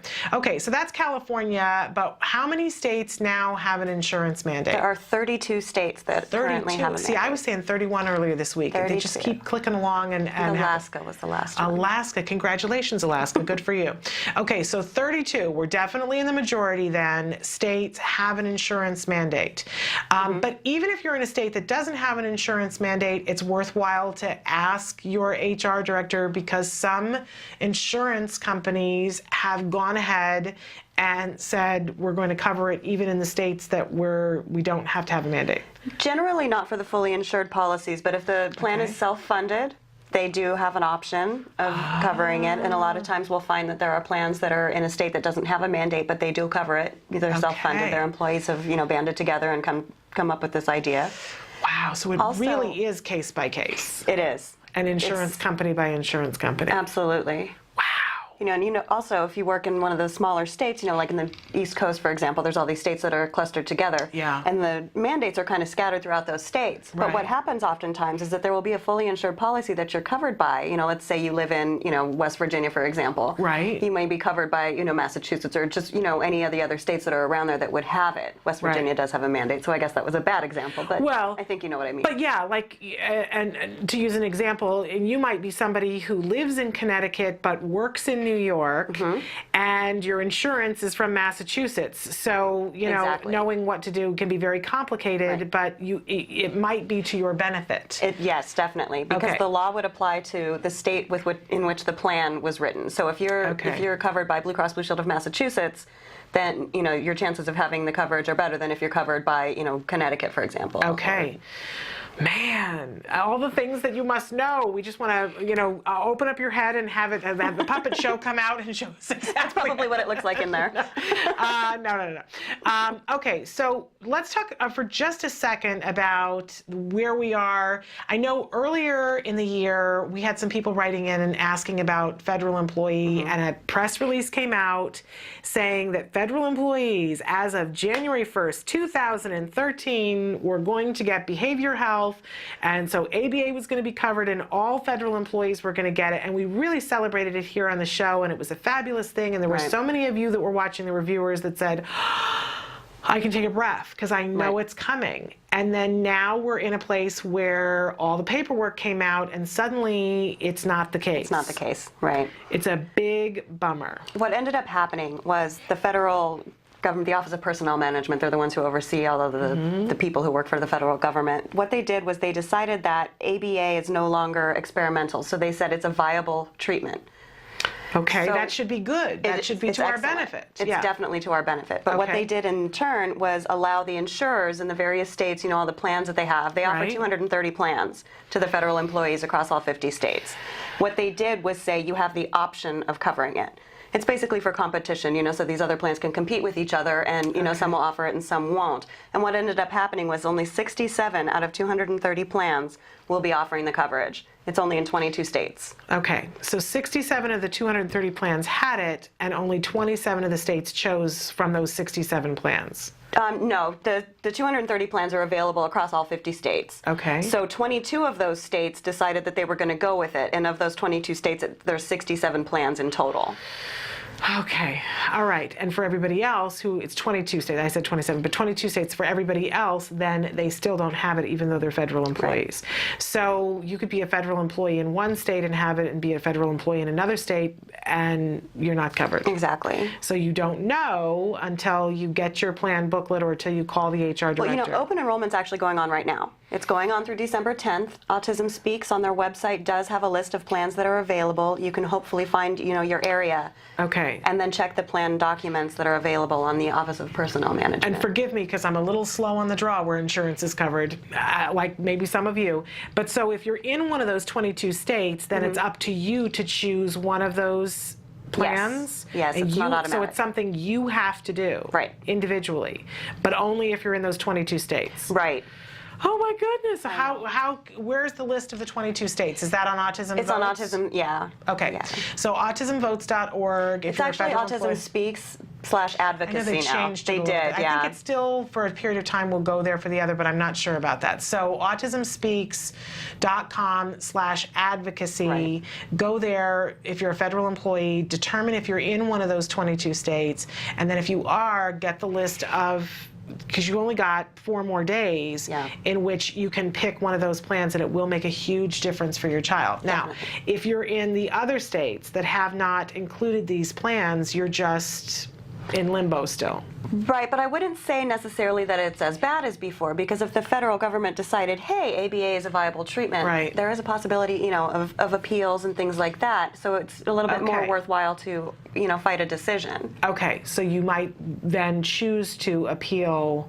Right. I know one case of a family who wrote to us and said, well, we got our booklet, and it says on page 22, they're not covering ABA for autism. Can you appeal that, or that's a more complicated thing? It's more complicated. You know, it's not necessarily more complicated because it's in the book. A lot of plans will exclude ABA coverage, but if you can show medical necessity and things like that, then you know you can always appeal. You can appeal any decision. It doesn't necessarily mean that you're going to win, but you can always, always, always appeal. And I think now that the government has decided, hey, this is a viable treatment, you're a little bit more likely to succeed than we were in the past. Because before that, you know, they were saying, oh, it's experimental. There's just no way. Right. And so individual families, you got to look at your resources, how much time you've got, and prioritize and say to yourself, you know, some people are going to have to appeal, and the more people who appeal, the more likely that other people are going to win. But you may not be the family that's capable of doing that, and you have to determine that for yourself. You know, many times my husband and I were like, well, you know, what are we going to choose to fight and what are we going to choose not to fight? You got to really look at your resources and see when you dig your heels in and when you say, no, I'm going to do this. And I know that I may not win, but, you know, long haul. Okay, now let's move over for briefly. We've been talking a lot this week about the Affordable Health Care Act, and we started a petition here from Autism Live. But I'd love to get your take on this whole situation. We're asking people to sign the petition to ask Kathleen Sebelius to please take back this power that she was given. So there's 10 essential health benefits. How hard, how long of a period of time was that fought over? Because it seemed like forever to me. It was forever. I mean, and it was, you know, it was kind of back and forth. And what I kept hearing on a regular basis was, especially from Autism Votes, you know, it's so essential. If we don't get behavioral health on that list of 10 essential benefits, we're left out. We're dead in the water. It has to be there. And then it was there, and it was such a celebration of, okay, so this means our kids are going to get ABA. But it doesn't. Exactly. What's ending up happening is that they're turning the power over to the states to decide. They're going to build their model plans, basically, is what they're doing. And some of the states have chosen to cover ABA. You know, California, New York, states like that, for example, have said, hey, you know, this is our model plan, and we're going to cover it. Other states have chosen other plans that aren't going to be covering it. They have until December 14th to make a decision. I'm not sure what's going to happen after that. I would love to see something positive happen, you know, to have Kathleen Sebelius come out and say, hey, no. You can't take away the essential benefits. And she does have the ability to do that, and I think that that's the thing that I most want people to know is that, you know, there are lots of different ways we can fight this, and we will if we have to. But the quickest, most efficient, easiest way to do this is for Kathleen Sebelius to uphold the intent of everyone's abundantly clear. There was so much that was said on Capitol Hill about behavioral health and ABA for autism, and nobody can pretend that these two things were mutually exclusive. They really can't. It's just shoddy politics for anybody to, and this is not an issue that anybody should be politicizing.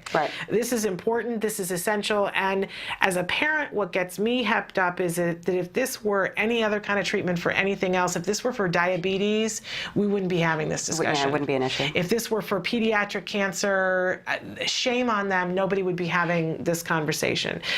And so that puts the impetus on us that we have to speak up, that we have to, and Kathleen Sebelius can make the difference. if she hears our voices. Exactly.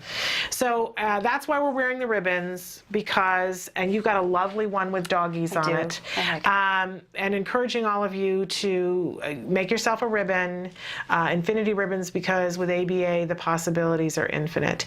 This is all groundbreaking. It's not like we've done this before. We can point to other precedent and say, this is what can happen, this is what will happen.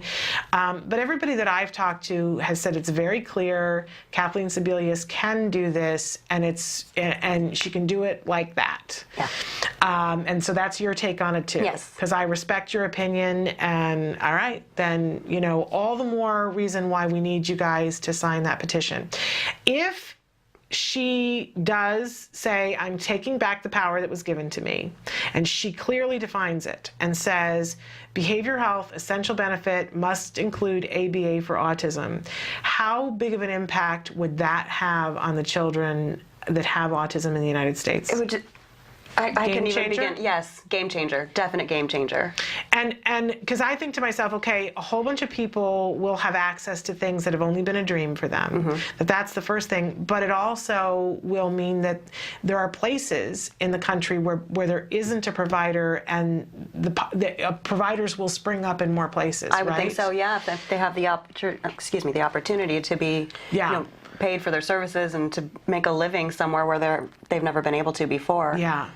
I'm sure that there are lots of BCBAs who have lots of places in the country that they would like to live. Not everybody wants to live in a big city. And so for those of you who are sitting someplace and you say there isn't a BCBA here, so even if this passed, nobody's here to do ABA, that thing, if you build it, they will come. If there's a possibility for somebody to make that living, there's every reason to think that your child will have an ABA provider there. For us to be this close, we're in a moment in time. And so much is going on, and we all have other things going on, and it's the busy holiday season. But, when you see this on a daily basis, even more than I do, and the world that we could live in, if she makes this decision, it's big, right? It's huge. It's huge. And I know from the other end, and Laura Maroquin and I were just talking about this before, when I think about how fortunate I was that I lived in the great state of California, who paid for my son's ABA therapy. I did not pay for it because I didn't have it. Let's just be honest here. No. I couldn't have afforded it. I don't know anybody who could have afforded what happened with our child. And when I think about where we would be, what my day would be like today had we not had that, and I know that's the reality for many of you, it's not okay. No. It's not okay. How difficult is it for you, because you deal with individual families that will call and they ask questions and they say, okay, here's my situation, and there are some people that you're saying, yes, you have insurance funding, and other people that you have to say, I'm sorry, you don't. What kinds of things are you hearing on the phone? Most of the time it's just shock. It's shock because these families, they don't know what to do. Yeah. What now, and it's just, it has to sink in, you know? Yeah. Usually we'll have a conversation about it, and then a day or two later they'll call me back and be like, okay, what next? Yeah. What are my options now? Yeah. And it's important to note that there are other options. But as I was saying before you came in, when we have that insurance component, the amount of time and energy that you get to expend on being able to make other things happen, the difference that can make for your family is life-changing.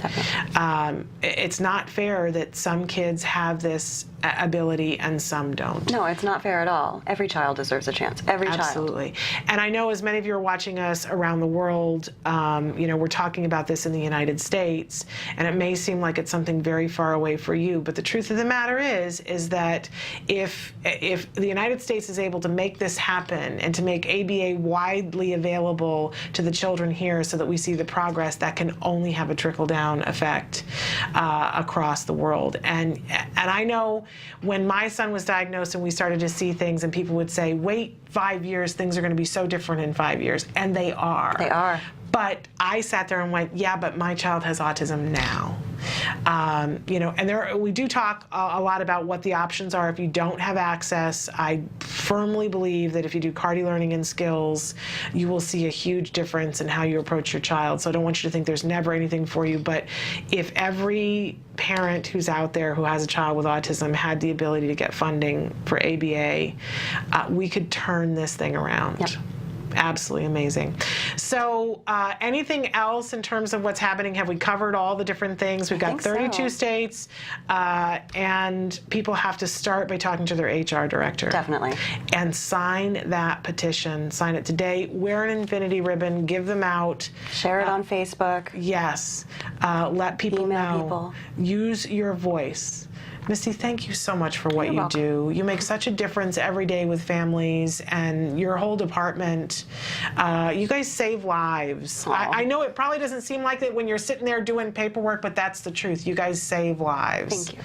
So we appreciate you for sharing this information with us, and we hope you'll come back and tell us as more things happen. Anytime. I so appreciate you. We're going to take a break, and when we come back, we're going to look at your answers to the question of the day. Stick with us.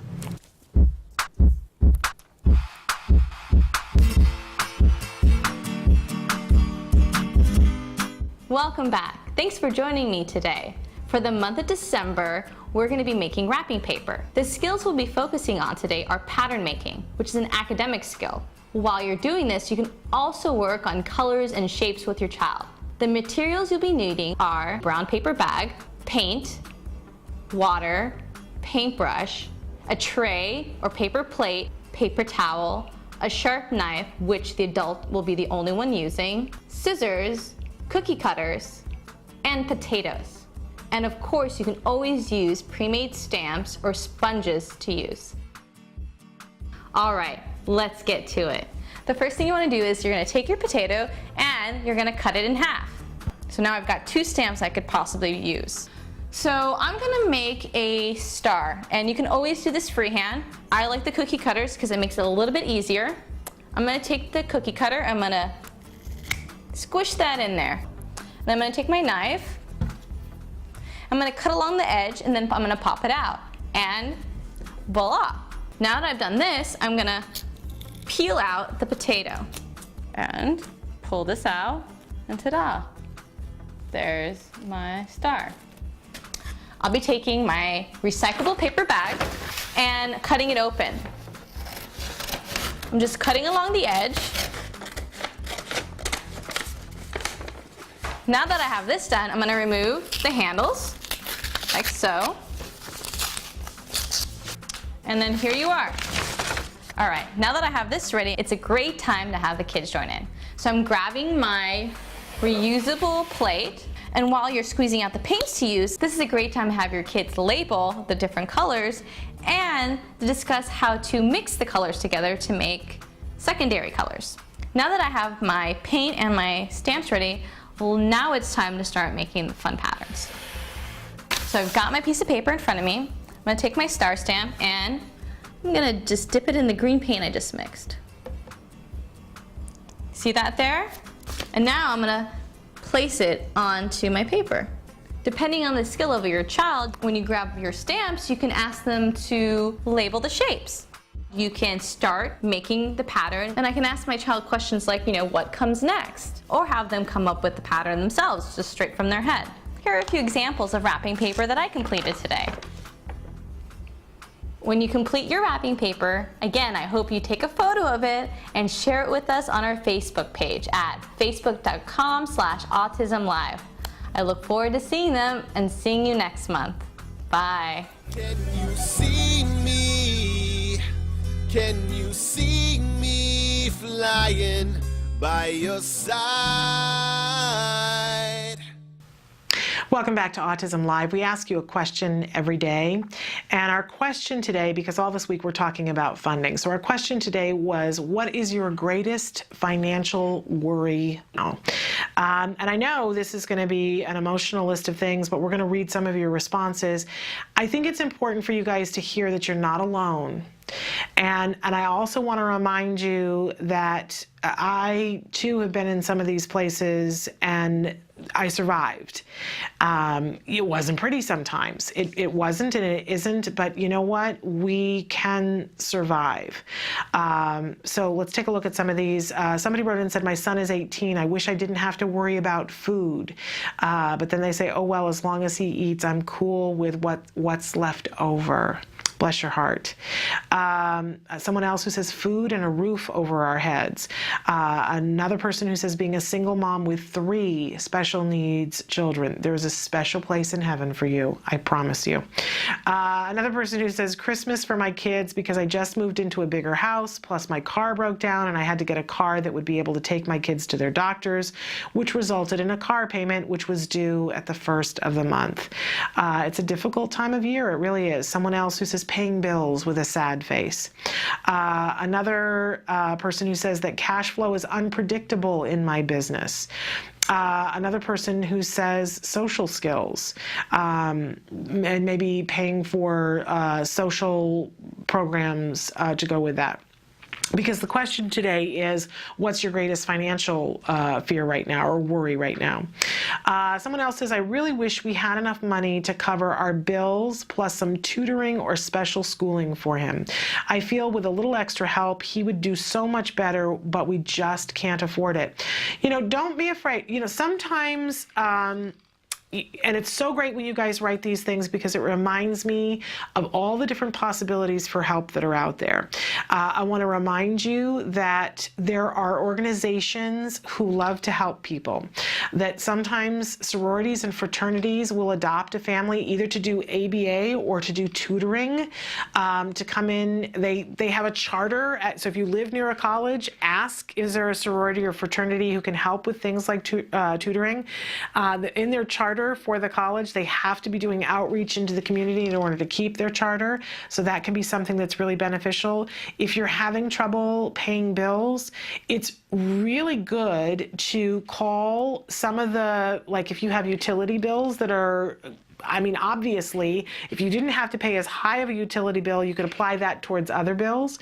And I know there was a period of time in which we called our utility company and said, hey, we're struggling with a special needs child and the money that was coming in isn't coming in. Do you have a program? You fill out paperwork, and as long as you're in that financial hardship, they lower the amount that you pay for your utilities, and it can really make a big difference. Stop and think about it. You can put that money towards groceries.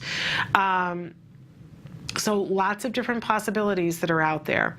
Another person who says our family right now is trying to succeed at our goal of providing for our daughter financially for the rest of her life, along with nurturing her in every aspect of her life. We are so proud of our girl who has blossomed so well, and thank you to God.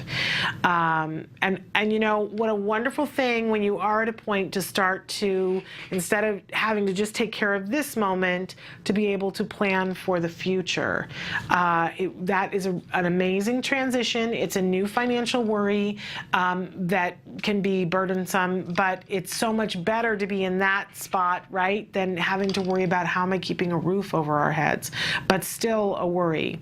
Another person who says in-care home for him.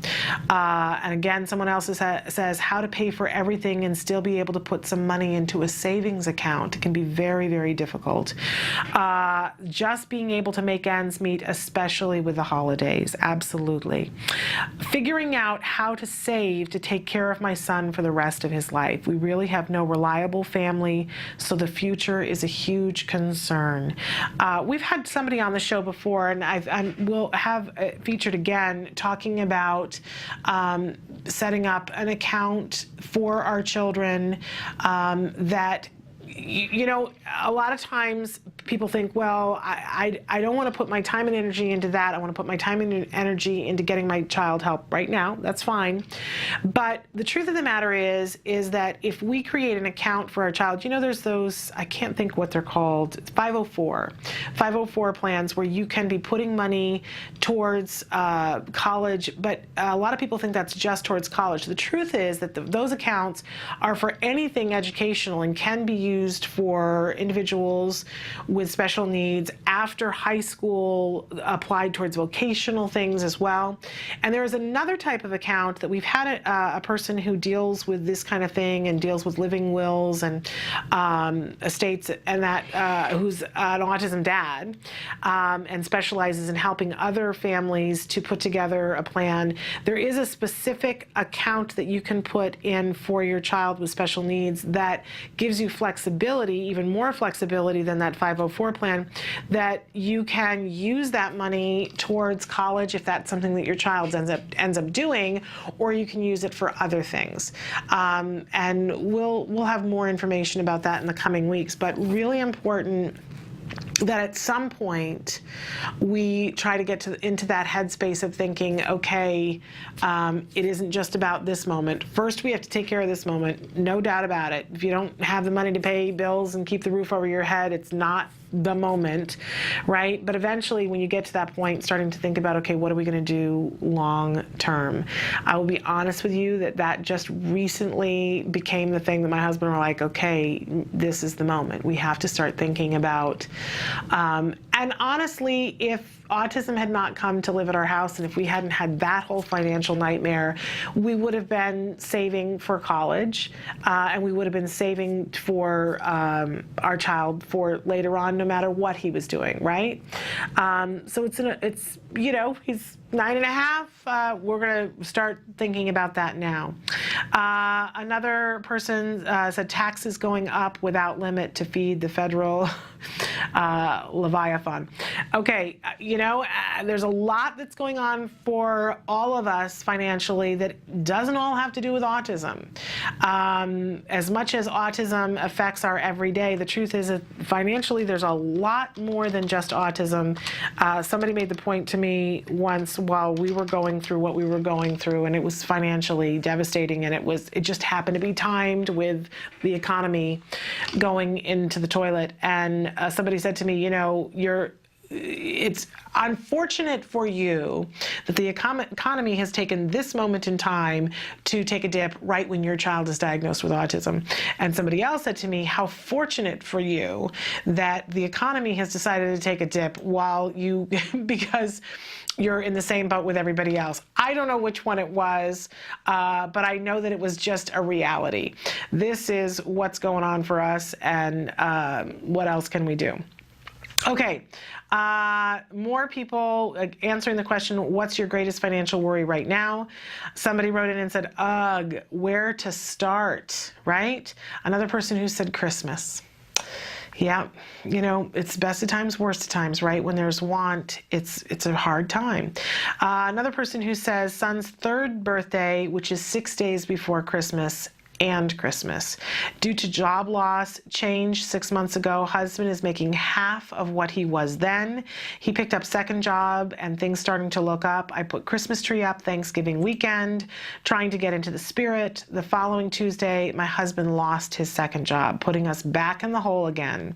I can't stand the thought of looking at the empty tree, knowing there would be no presents under there for my son, so I took it down. Bless your heart. And there's more here that you guys can read on the Facebook page. I want to remind you that whether we choose it or not, Christmas is going to come. And whether there's things underneath the tree or not, Christmas is going to come. And as hard as that is, and believe me, because I shared at the top of the show that I was in that space where I thought, oh, okay, this is going to be the Christmas where there is not going to be anything under the tree. I would encourage you to do exactly what my friend said to do. You know, put the tree back up. Put the tree back up. Do your level best. And here, you know, I believe that things will get better. And here's the thing that I know for sure, that either way, this will be a memorable Christmas for you. And at 3, while that might be a tough day and there might not be gifts, he's not going to remember. You know, and that's the good and the bad. He's not going to remember. You will. And I really believe that it's not going to be as bad as you think, but he won't remember. And I know that you're putting your time and energy towards getting him help. And really, that's the thing he's going to remember.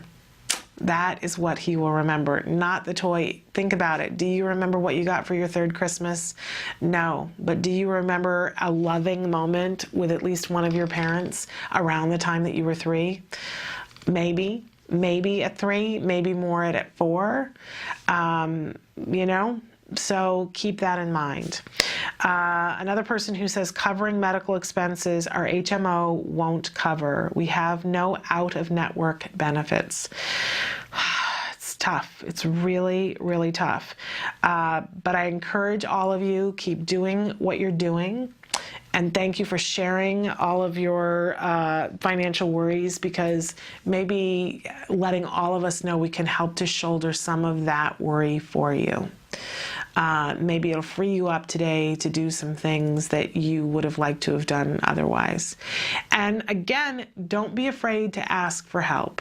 That Christmas that was so difficult for us, when the woman called and said, I'm going to send you a check, which was amazing. That was the Christmas also that, because we belong to our local TACA group, an email went out from our TACA group saying, is there anybody out there who is in this group who particularly needs help this year? And write in and tell us, what do you need? And I wrote in and said, we just, you know, we could use some help with medicine. And the response that we got back was just so above and beyond. It was a beautiful, beautiful thing. I've cried before about it on the show and said how, you know, much I owe to TACA for making that an amazing, amazing Christmas. A family adopted us, and it was truly, truly amazing. Don't be afraid to ask for help. There is no shame in it. Our children, you know, they say it takes a village to raise a child. And I always think about how our children enrich the world. And when we give other people an opportunity to help us help our children, we enrich their lives. And that's a lovely thing. So don't be too proud to say, I need some help. And here is what I'm worried about. And don't try to shoulder the whole thing and say, we're just going to tough it out. Don't have to do that. We don't have to pretend that it's easy. But we continue on, right? We're here towards the end of the show, and so I want to take a minute to talk about the rest of the week. We're going to have Dr. Jonathan Tarbox here with us tomorrow. He is the head of research and development here at the Center for Autism and Related Disorders. He is also the director of the Autism Research Group, an amazing, amazing organization that is a nonprofit and does research about things that really make a difference to us. So how often do we see research, right, that we go, really, you spent money on that? Are you kidding me? You know, we're like practically not making it here, and you took money and spent it on what? You know, I get mad sometimes. But the Autism Research Group, really, their directive is to only do research on things that will make a difference to that mom who is there working with her child, to that dad who's walking the floor saying, how do I reach my child? To that teacher who's saying, if I knew what to do, I'd be doing it, right? And they look for topics that you would like to have research done on. So if there's something that you thought of that you really say, man, I wish I knew somebody, because nobody asks me what should be researched. And if you're saying that to yourself, then go to the autismresearchgroup.org and let them know. They have surveys there that you can take. But Dr. Jonathan Tarbox is with us usually on Fridays, and we haven't been here in a lot of Fridays. So he will be with us tomorrow, and we're really excited about that. And he's got some really exciting things to talk to us about tomorrow. So I'm really looking forward to that.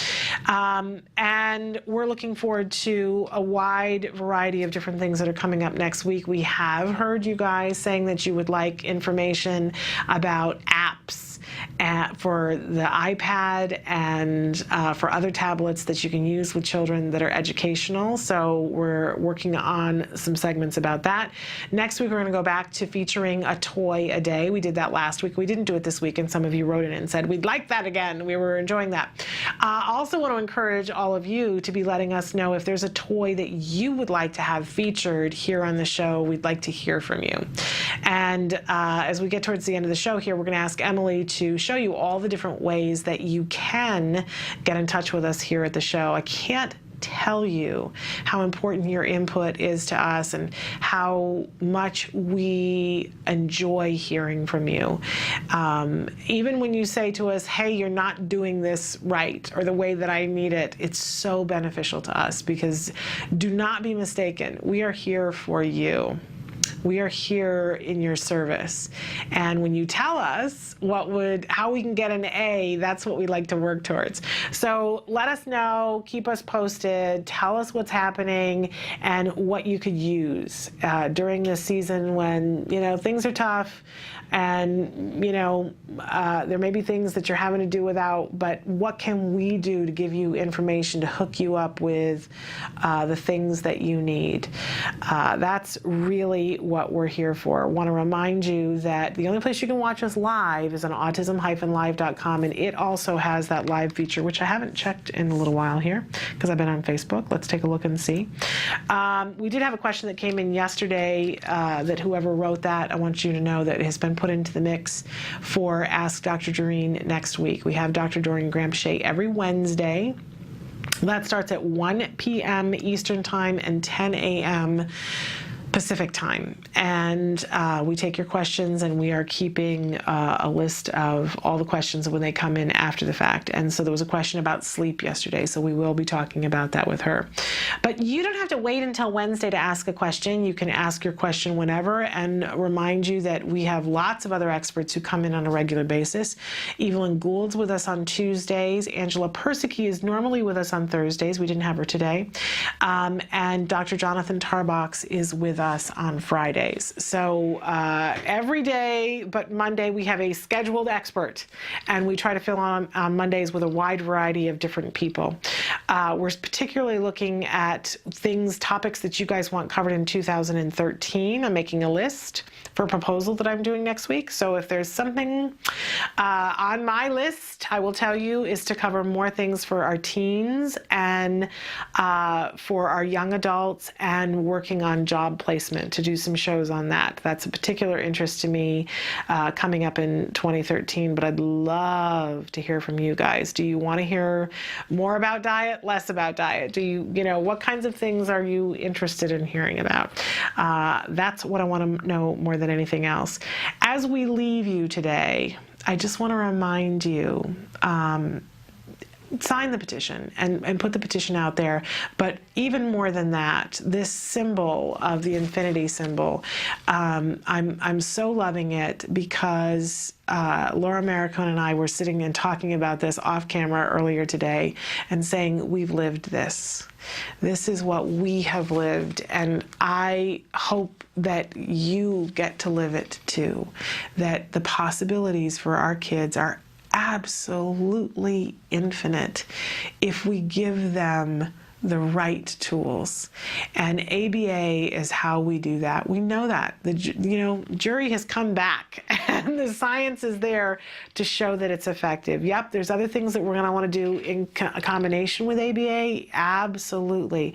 But it's going to be very individual for each child. But let's seal the deal here. Let's give our kids infinite possibilities. Sign the petition. We'll be back tomorrow. Until then, please give your kiddos a hug from me. Bye-bye for now.